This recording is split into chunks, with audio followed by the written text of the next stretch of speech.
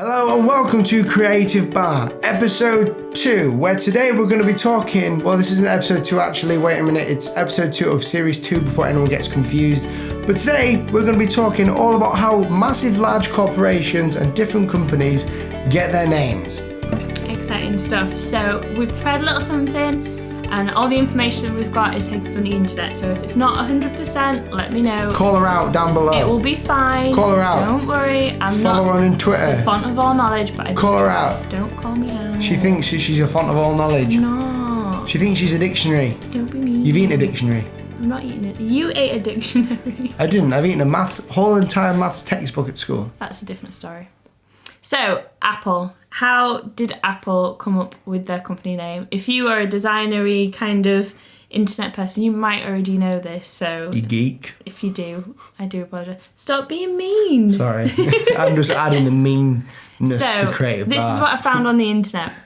That it's, the company Apple is named after the fruit, while Steve Jobs was on one of his fruitarian diets, which I didn't look into, but it sounds quite interesting. Fruitarian diet. Maybe it was a New Year's resolution. He was, what's it called? He was a Buddhist.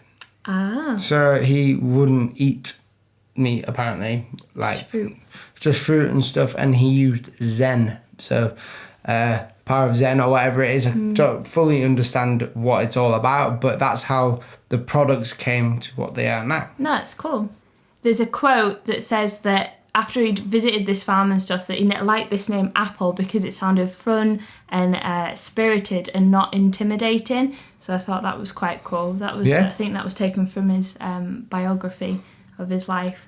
And actually, the original Apple logo has Isaac Newton sitting under it with an apple. That's right. The theory of gravitation, which I thought was So you see just now on the picture or the logo itself, it looks proper vintage, and it was really vintage the way that they designed it. All had like an arc and stuff like that on it. It was really cool, the idea that he's taking something like like a revelation of something like something as simple as gravity, but he's the guy who named this force. So So the second one I thought was quite cool was Facebook, because obviously you might just think on the surface it's just your face. Well, most people nowadays just think Facebook. You know, everyone nowadays thinks that. But there is a story behind it. What's the story behind the name? Did you know? So apparently, fits well if you're American. Yeah. Sorry. So they used to give out like yearbook kind of document thingies to people who just started at like unis and colleges and stuff, just to get everybody acquainted. You get to know names and stuff. And Mark Zuckerberg made Facebook to be a social networking site for Harvard students. So it made sense, I guess, to him to call it Facebook. Yeah. And it stuck. Well, it's just a catchy name as well, Facebook. You know, back in the day it was catchy. It's catchier than Bebo or Bebo or MySpace. Bebo. What was the other ones? Was there any other ones? There's all sorts. I mean, Twitter was all right. Bebo, Twitter, Tumblr. The Instagram. That's the newest one. That's a good one, though. It's the largest one in the world now. It's like Facebook bought it. So there you go. What's the next one? What's the next company names that we're talking about? Google. Google? We're talking about Google? What was Google called?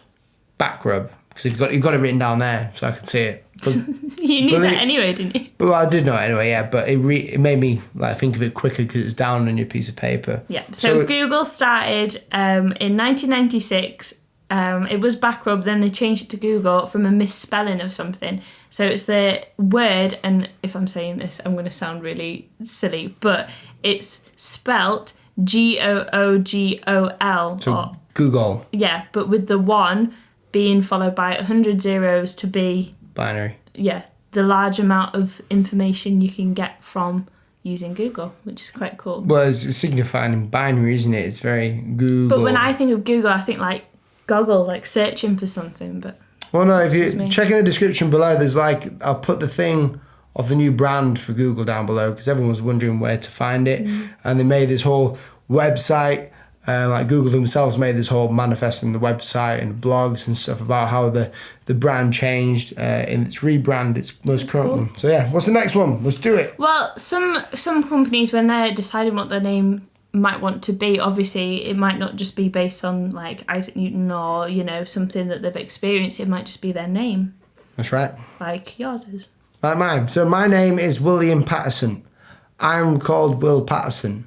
So therefore, my company name is Will Patterson Design Company. But that's your brand identity as well, isn't it? That's it. As well as your identity. There's that question nowadays that I think a lot of self-employed people or people sort of in my position ask of like, oh, should I have like a company name and not have my actual name in there, but just a company name? Or should I have me myself? Because the difference is when you're a brand and people follow you, your personal side as well, and you're more lenient to putting that on.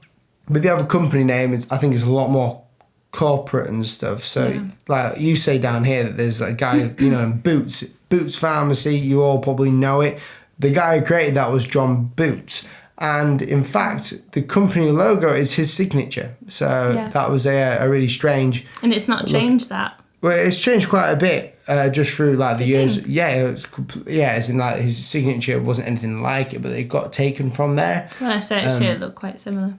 Well, yeah, from back in the day, that was like a later reiteration as well.